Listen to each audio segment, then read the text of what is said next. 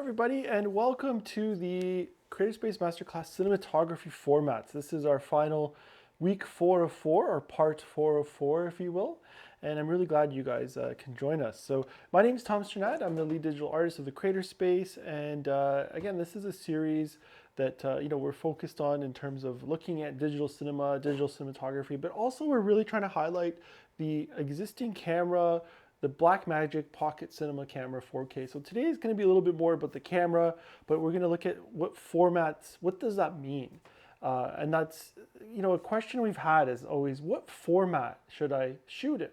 And that means a few things, and that's what we're going to look at defining, explaining, exploring, and getting into all the technology behind what that means and how that works. So really glad that we can get looking at this and seeing how we can really make the concepts of cinematography and digital cinema work, and also for it to be something that just becomes another extension of your creative flow and your creative energy. I don't want formats to become too cumbersome, and it shouldn't be something too technical, but there definitely is the technology, but we want to look at the creative elements of why we'd want to choose formats too. And some of them can just be the fact that you might want to have a very long shoot. You might want to create very long shots in a film, and that could be a reason for choosing a specific format or type. For example, like in the past, if you're shooting on film, you'd have to look at film formats or magazines or rolls that are long enough to do your take. So, typically with 1,000-foot film roll on a magazine, 35 millimeter, you get about 11 minutes. So that's all you could do, one 11-minute shot total. And then the 400 foots were about 4 minutes, so about a minute and a bit per 100 feet, 35 millimeter. Then you could go to 60 millimeter and you're doubling that because it's half the length, but the footage roll counts are the same.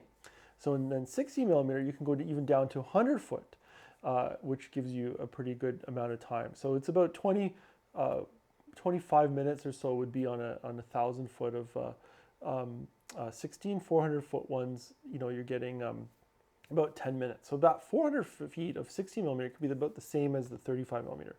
And then you go to like Super 8, and 100 foot is getting 4 or 5 minutes. So that 100 foot's the similar as a 400 foot. So lots to think about, but that dictates what can you do creatively. So if you have to film a piece that's 20 minutes, you have to start looking at, can you shoot film? Then, can you shoot digitally? And can the digital camera, the format, shoot 20 minutes? And that's the whole idea. What happens if you have a card that's, can't handle that length of time? So then you might be limited in your creative choices. So then you can say, well, maybe I'm going to shoot a different format so I can have more time. And sometimes it doesn't matter. We hear always like, 4K, 4K. But if your creative process requires really long takes, you might want to consider just shooting in HD. And that's the fun thing that we'll talk about today, is how we can make that work. So today is, as I said, cinematography formats. So an intro to digital cinema formats. And I want to thank all our partners in this project. So we have the Canada Council for the Arts. Then we have our library partners, Blue Mountains Public Library, Collingwood Public Library, Wasaga Beach Public Library. And all of these libraries have different digital arts equipment that you can access, and more importantly, we have our digital arts computers. So we have iMac computers loaded with Blackmagic Design DaVinci Resolve Studio, so you can do all your video editing there and execute some of the things that I'll be looking at today as well. So that's all available at the libraries. Blue Mountains Public Library and Wasaga Beach Public Library also have the Blackmagic Pocket Cinema Camera 4K kits available. So what you need to do is just go to our website, tbmcs.ca, do the proficiency test, then we add you to the list of people that can take out that equipment, and then you can take it out. It's a 1-week rentals, loans, just like with all you need is a library card, just like taking a book, but you're taking out the camera. And that camera, what is that camera? That's this camera right here, the Blackmagic Pocket Cinema Camera. So I have that set up to demo with. It's a really small camera in the kit. It's the size of like a Canon 5D or a DSLR, and it's quite robust in what it can do, and it's an exciting camera to work with. I shouldn't say I guess sometimes it feels like maybe we're working for, but work with that camera. It's really fun. Okay, so what are formats? We started talking about that already. Then we're going to look at Blackmagic RAW and ProRes as codecs, and and this is the thing. And then there's the video format, so the kind of resolution formats. We first talked about composition and frame rates in the first part of this workshop. But I just want to reintroduce that idea of the format. So HD, Ultra HD, 4K DCI, what does it mean? What can it be good for? And again, the creative, here we are, we're really trying to encourage the creative process that will guide the technical decisions more than just the tech. And technology is great, but we want to still make sure that the technology is, helping us explore and to tell our stories and to be able to show our creative energies through the production with video and digital arts formats. Then I'll demo it right on the camera, and we'll look at some of the functions and look at some footage too in Blackmagic DaVinci Resolve.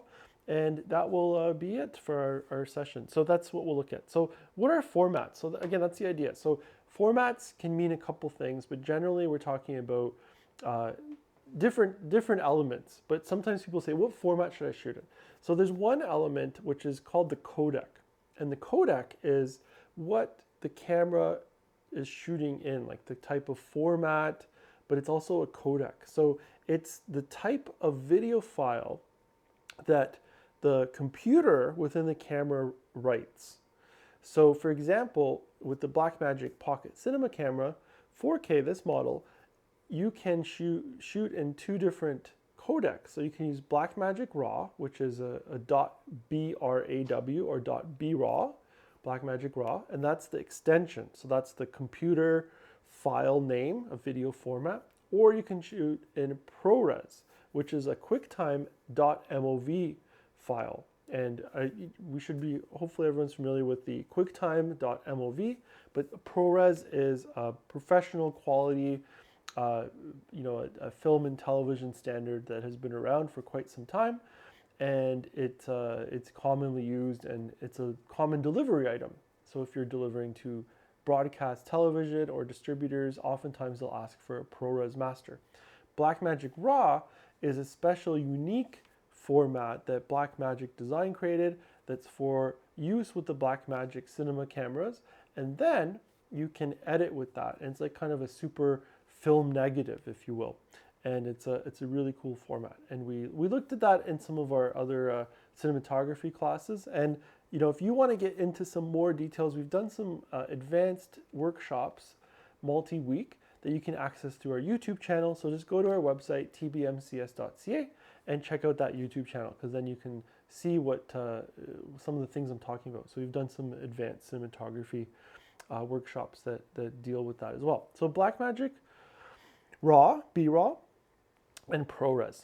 And so what does that exactly look like? So here's the camera. So here's the camera right here. You're seeing the camera, and then this is the view from the camera. So I have kind of the ability to show you both. So if you go to the menu setting, which is just this button right over here, I hit the menu, and then you get all these functions here. So you'll see it says Blackmagic RAW, then it says ProRes. And how do we get to this? So this is the first thing in the menus. There's record, monitor, audio, setup, presets. And I'm actually going to just go over here to the 4K film. I'm just going to go to that preset there so we get a different. Okay, so Blackmagic RAW and ProRes. And then you can see it has a bunch of other things. So there's constant bitrate, constant quality, and there's compression formats. And the compression idea is really cool, because that can help us, decide how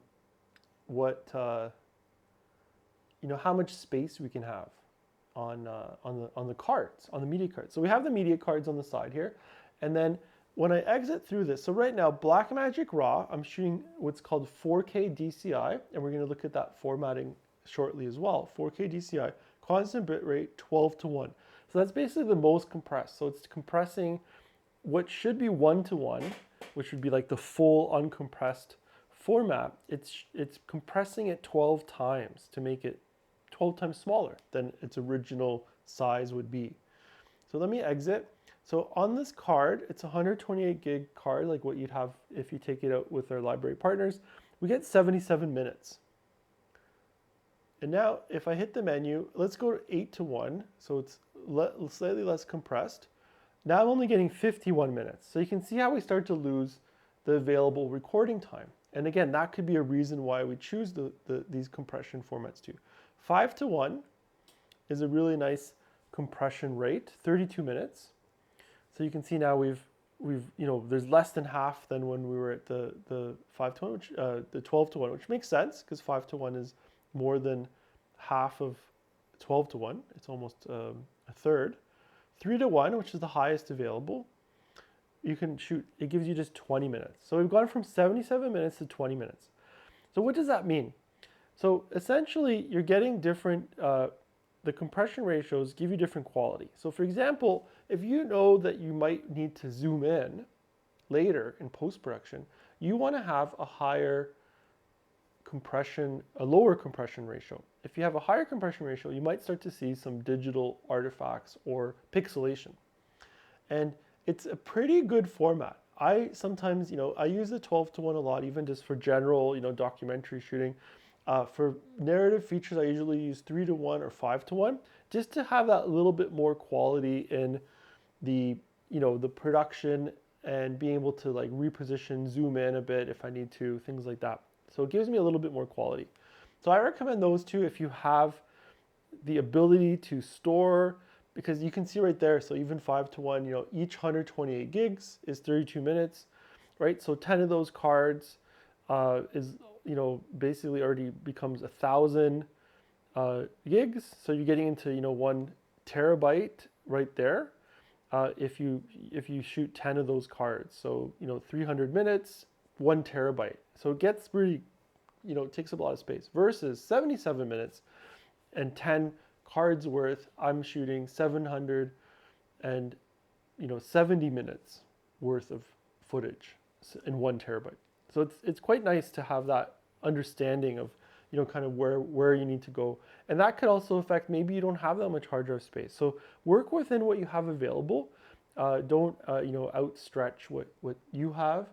And again, our library partners, you can go to the IMAX there, and we have hard drives that you can use, external hard drives that you can use to work on projects too. But again, just a really good overview of with the compression ratios. Then we can also use constant quality, and what that does is it's a constant quality, so the compression isn't changing. So what happens in the constant bit rate, it just gives a constant bit rate of whatever it is per megabits per second, that formula, but it's changing sometimes what it's compressing. So if there's a lot of dark areas, like it might compress this area more, it'll compress this area less. Constant quality gives you constant quality over the whole thing. So it's a variable bit rate. That's basically what it means. So constant bit rate versus variable bit rate, but they call it constant quality. Then we can go to Q01 to 135. So here I get 19 minutes. Q1, it builds itself up to 32 minutes. Q3, 51 minutes. And Q5 is 77 minutes. So you can see it's very similar to the 12:1, 8:1, 5:1, and 3:1. It's a very similar pattern, but it's variable. So it's just estimating the length of time. So you might end up with a little bit less time depending on the complexity of what has to be compressed and how it needs to look and so on as the computer works on things. So that's the one thing. So that's kind of the Blackmagic RAW working with under the 4K DCI. So that's the highest quality that this camera can do, is the full 4K DCI, which is 4096 by 2160. So what does that mean? Let's jump back here. So the video format chart. So SD, which was the old format, 720 by 480. Then we go to full HD, which is 1920 by 1080. And again, this isn't to scale, so they're more of a rectangular and the SD is more of a box, but this was just the quick diagram I grabbed. So don't refer to this as being in scale. Then 4K, which is technically Ultra HD. So that's the like consumer 4K, what you have on your TV monitors, is 3840 by 2160. So it's exactly double of 4K, sorry, full HD. So Ultra HDs is double. And then 4K DCI is 4096 by 2160. So you can see the horizontal lines, 2160, 2160 horizontal like this are the same. What's changing are the vertical lines. And you can see in the chart here, there's that extension. So there's a little bit of that dotted line. You're getting that little extra. So you get, rough math here, 160 plus about 200 more pixels, right, on the extension of that. So that's what you're getting, more lines of resolution, 4K DCI. What it does though is it puts a little black bar, and we'll look at that in Blackmagic Resolve software on the bottom and top. So it's a little bit of a letterbox within a regular Ultra HD or Full HD video format. And we're used to those letterbox formats, like in SD, that was a big thing. So film would always be even different 1:8:5 aspect ratios, or 2.35, 2.39, those kind of aspect ratios would have big black bars. So we're used to those letterboxing elements. And that's what it would end up doing, right? So right now, this camera is in 4K DCI right here. And this is what it looks like. So that's the whole framing, right? And I'm just going to control this here. So that this is like the shot I have, right? So that's 4K DCI. And now what I'll do is, what I can do, so I'm just going to go back to constant bit rate here. And you won't really, there's nothing it's not going to look different in the recording. And it's, there's been tests, and, a lot of people are saying, 3:1, yes, that's, your ultimate best resolution. Then if you go 5:1, there's a lot of opinion that you can also go 8:1, that it's not that big of a difference. So you kind of want to go 3:1 if you want really good quality. I understand a lot of broadcasters they're saying 5:1 Blackmagic RAW would be kind of the most compression they want to see, and that's kind of similar to what you're seeing with like red cameras and that kind of technology, what the ratios that they want to see. And 12:1, again, I use this a lot in documentary work just because I need more time. I need to be able to shoot longer. The takes can be really long. I don't really know what's going to happen. Interviews can be longer than expected. So it's just nice to have that format. And, it holds up really well in a documentary. But I can totally understand, in dramatic lighting and scenes, you might really want to look at the 3:1 because it's just going to give you better quality. And then ultimately you can also say, hey, I want the variable bit rate, and go to that quality, that Q0, which is the same as like the 3:1, and that gives you that kind of quality. Now what else can we do? So then we can go to, before I get into these other formats down here, we can go to ProRes. And ProRes lets you do a couple different versions as well, just to make things even more complicated and exciting, I guess. So ProRes, you can have high quality, and that is basically the best quality, high quality 4:2:2. So it's compressing the chroma, the color 4, and then subsampling 2:2. A lot of technical, but what it's basically doing is it's taking uncompressed, the one color, like in the red, green, blue, then it's compressing the other two colors 2 and 2. So it's like half. So it's subsampling from the first color, creating the information for green and blue from the first one, and that's where you get that 4:2:2. Uncompressed is what's called 4:4:4. So all the full sampling of color is there, but 4:2:2 is, again, a broadcast standard, and that's what can be delivered. So HQ is a higher quality than just regular 4:2:2. So that's what you want to shoot in for your ultimate quality. Then you can just go to, so let's look at how much time we get with that. So now it's going to just reframe it. So we get 22 minutes. So you get a little bit more than Blackmagic RAW in the 3:1. But the Blackmagic RAW gives you a little bit more metadata. So it's a little bit, pretty equal. So you can see how all of these are timing out about the same. I can go to 4:2:2 mode. So it's a little bit more compressed, and you can see that's 33 minutes. So these don't give you real compression ratios. They just give you these kind of names. Then you can go with ProRes Lite, and that gives you 47 minutes. And that's a pretty good quality, but again, it's not a broadcast quality. And you can see that's starting to emulate what I was saying, is that the 8:1 is not what's considered then a broadcast quality. but it's great for documentaries, and I think it's, totally sufficient, and it's not going to be an issue in, well-lit areas. So again, that's the other thing too, I should say. Anything that's a bit darker areas can definitely benefit from less compression, because compression occurs in darker areas. Then you can go to proxy mode, and this is really more for just, big long interviews, big long takes, 107 minutes, so this is where you get the most time, but the quality is pretty compressed. And I'm very much is a lot more noticeable, that compression with ProRes than it would be with Blackmagic RAW. Then we get to this next element here, and Blackmagic RAW gives us this other aspect here, is that we can shoot in different aspect ratios. So we talked about aspect ratios before. So right now you're seeing a 16:9, or what's a 1:78:1. So that means if this is 1, this is 1.78:1. So 1, so then it's almost like 2 of these to equal that width. Traditionally, film is 1.85:1. That's normal. And originally we were at 1:33:1, which was the 4:3, the old television, what I showed you, the standard def, that ratio up there. So that was 4:3. Then we got into 16:9, which was very similar to the 1.85:1 cinema. And now what we're seeing a lot is this 2:3:9, the widescreen, and that is a lot more of there's kind of a letterbox on top and on the bottom within the 16:9. We see a lot of that in television shows.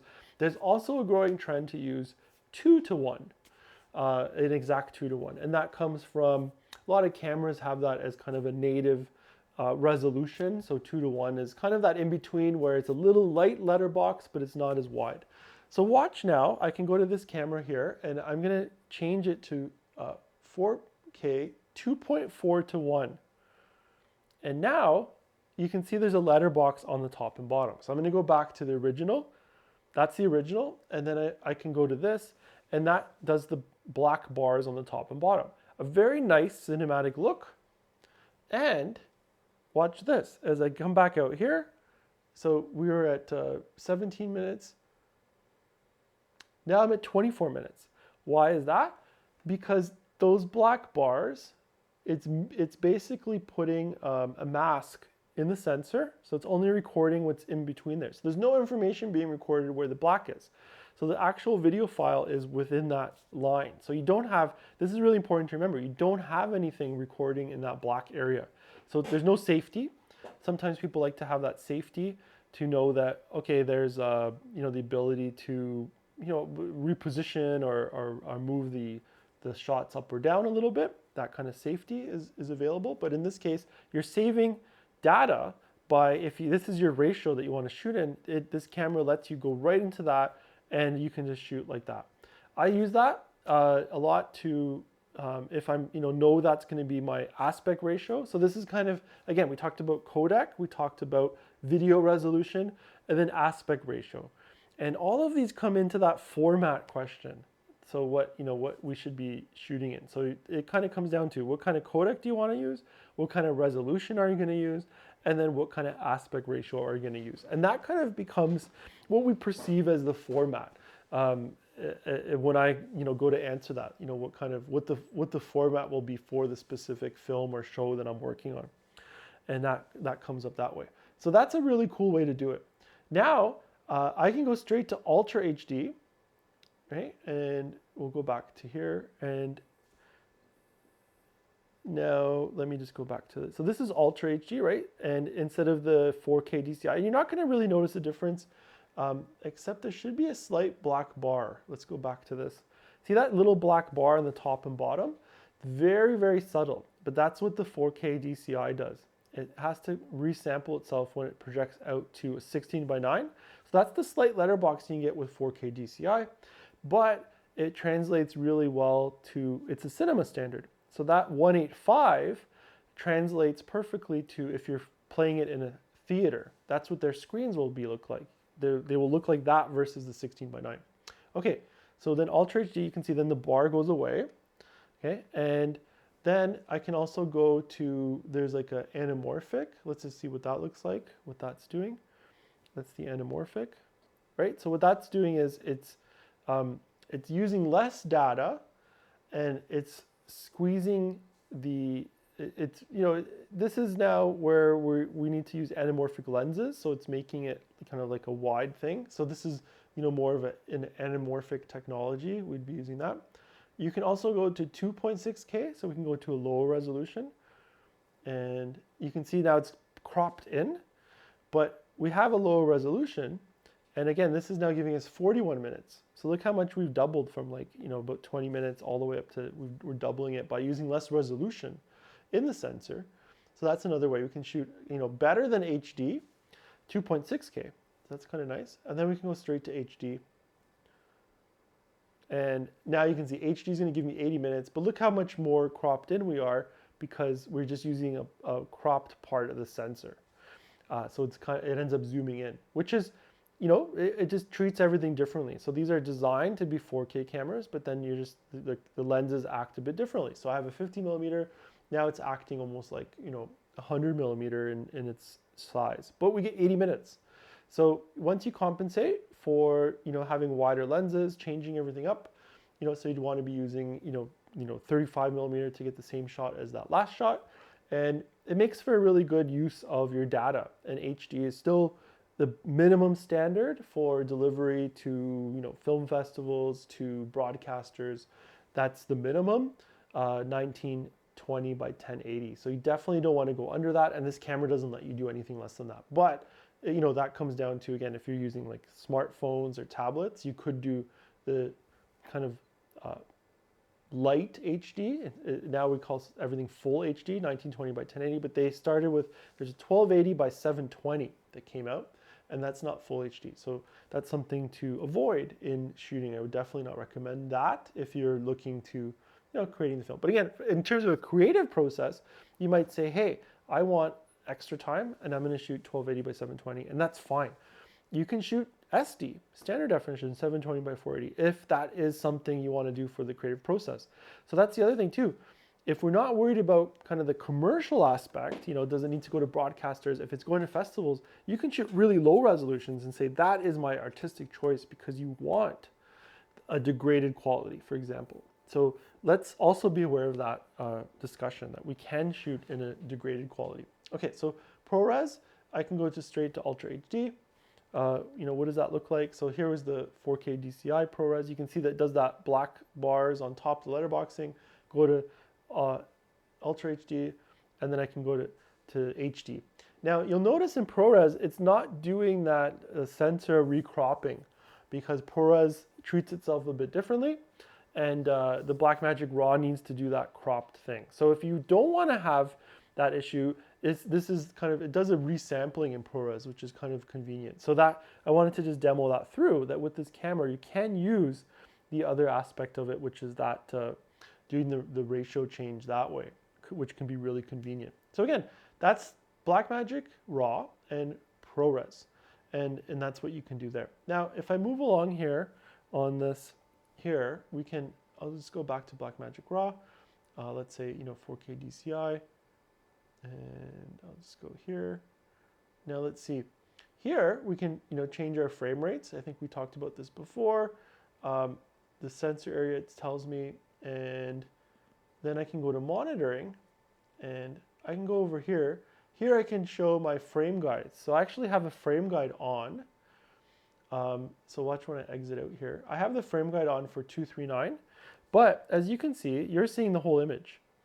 But this is just showing me that, okay, I'm framing for 239, but I have the ability to then use the top or bottom. So that's kind of an in-between decision where I can say, okay, I'd like to have the aspect ratio, you know, 239 or 2.4, and you can use either one as a rough, as that guide. So you can put these guides on, but it doesn't crop the actual recording. So you have that safety.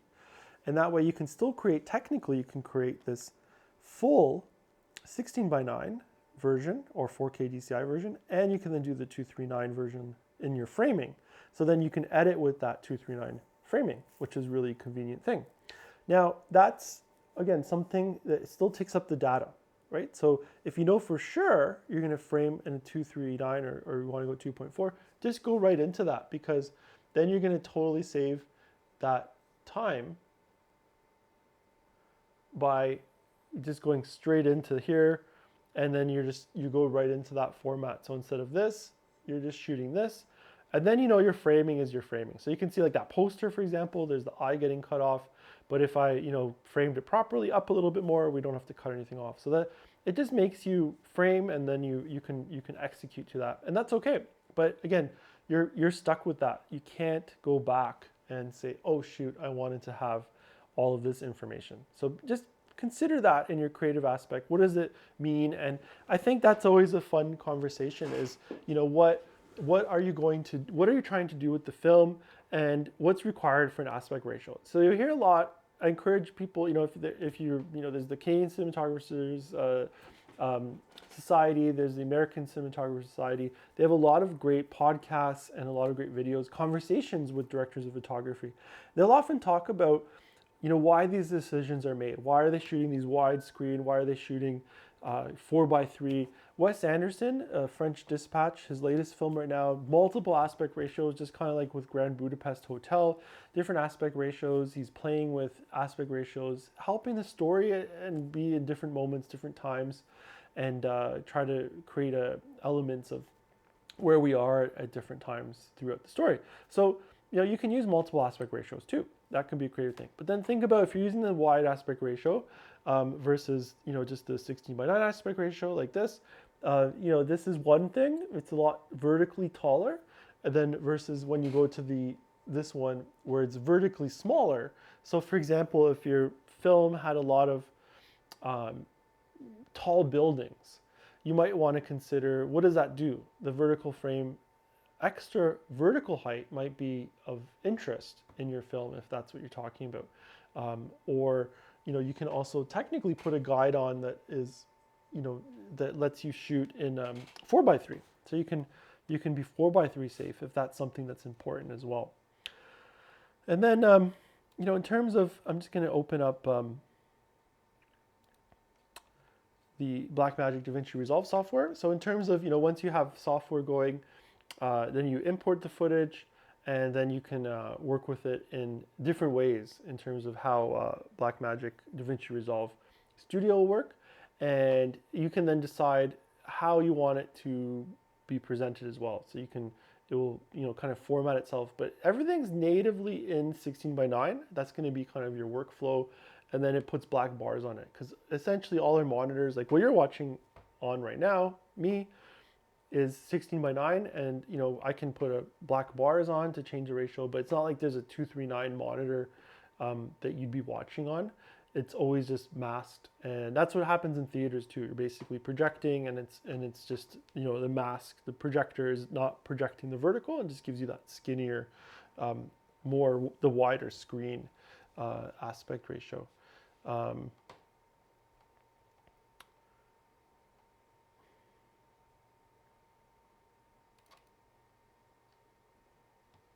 Okay, so I'm just going to go into, I have Blackmagic DaVinci Resolve open. I'm just going to look at a couple more things here. There's a new upgrade. Good to know. So this was something that was shot with that N239. So you can see this is what the shot looks like. There's no information. And if I put that into the timeline, that's exactly what it looks like. So it comes out with the black bars, just like you see. Right, and so this was shot 239, 12:1, just to have longer musical performances, the compression, and if we put the LUT on it, the basic, where are my Blackmagic design? Here we go, generation 5. So this is, and then that's what it basically was shot as, to be like that, right? So that's the 239. And it's cool because that saves space. Now I'm going to import some other media, and let me just see what I have here. Masterclass. I should have something here.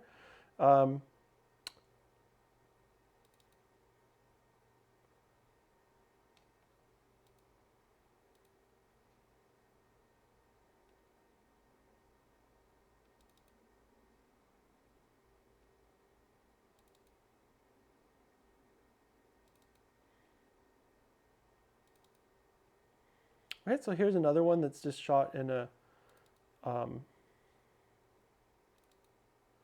in the regular. So this is shot within the 4K DCI. You can see there's a little black bars. So this is the difference between, you can see the full black bars, and then this is the 4K DCI.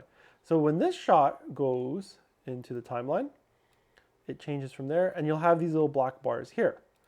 Now let's import another one, and then this will kind of, you know, complete showing. This should be the full.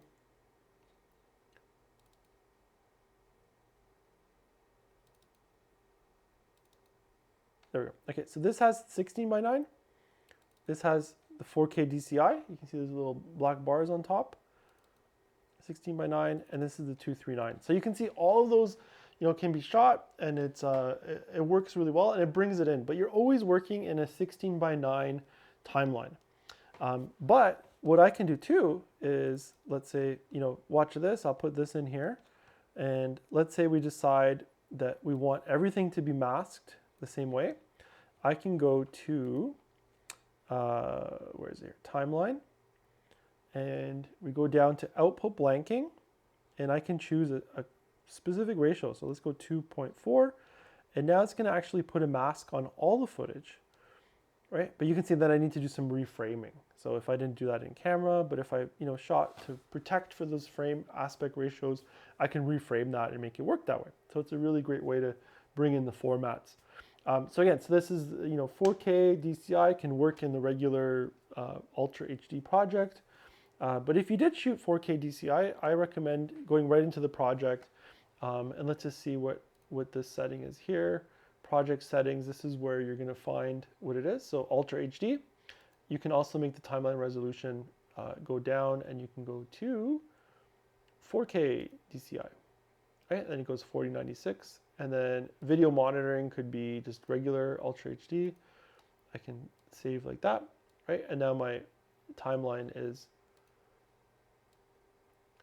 will be 4096 by 2160, the resolution. So that's always important, going to that project settings and making sure that the project settings matches how you shot it. Because you don't want to be editing in HD, then you shot everything in 4K, but you're just working in HD, and then that's what it's going to export as. So you always want to have that exact, you know, that's your workflow in the editing. So I just wanted to mention that when we're getting to cinematography. Make sure that if you're not editing it and it's going to another editor, that they have those specs of what formats. So that's really where, you know, the main thing that I want to end off here with is that, you know, that's it's really, really important to make sure you have notation on, you know, what you did when. So, and that's where a camera log report can come in really handy, to make sure that you're recording it, you're reporting it in a log, so that you know what shots you did when, some sort of a paper log. There's little notebooks you can get, and you're putting that information. Okay, this is the aspect ratio, this is the compression format, the actual, is it Blackmagic RAW, is it ProRes? All that stuff should be noted. You can find the metadata when you offload the footage, but it's really good to have all of this noted so that it's clear for the editor what you did, how you did it, and then what the expectations are, what the timeline should be. So, you know, if everything was shot in 6K, let's say, or 8K, we have higher resolutions capable. We can do 12K with Blackmagic, 12K cameras. So all of that information needs to go into the format. Then the aspect ratio. This was framed in 239 or 2.4, and you know, so the editor knows that that's what it's like. And also if you're editing it, so you remember, oh, I shot that in this format, so on. And a lot of the information is in the metadata, but why not have a little bit of a paper notation, just understanding what you're doing when, especially if you're going to use multiple formats. Maybe you're shooting HD, 4K, 6K, you want to know all of what you're using when. So that paper trail is really good. The other thing to keep in mind is you can also do charts. So you can put like a framing chart on that represents what you see in the monitor and what's, you know, framed, and that could have a color chart as well. And that's very useful tools to make sure that, you know, what you've been framing is what the same that comes in post. Because what happens if the frame guide is a little bit different than the actual recorded? There could be, you know, millimeters difference, but it could change where the shots, the headroom lines up. You could be cutting off someone's eyes a little bit in close-ups that you thought you weren't when you're shooting it. So that can be also a great tool to have. So Yeah, thanks again for joining us. Again, my name is Tom Strand, the lead digital artist of the CreatorSpace project. You can take out this amazing camera, the Blackmagic Pocket Cinema Camera 4K, and that is available at our library partners. So right now at the Blue Mountains Public Library and Wasaga Beach Public Library, just check out our website. You can take out these cameras for 1 week loans, just like you would a book. You just need to go to our website, tbmcs.ca. You can do the proficiency test. We get that back. It's just a multiple choice. You watch basically tutorial videos to take you through the camera if you're not already familiar with it, but it's a great refresher. Feel free to use it if you're already familiar and just want to catch up on it. Then we add you to the list. You can take it out if you have a library card at either one of those 2 library branches, and then you can explore everything we talked about. This camera is out there and ready for you to use and access. So I hope you'll be able to try some of these tools, from lighting, formats, composition, and movement, and try these all out in your next film or video project as well. So I just want to thank all our partners in this project. So we have the Canada Council for the Arts, and we have our library partners as mentioned, the Blue Mountains Public Library, Collingwood Public Library, Wasaga Beach Public Library.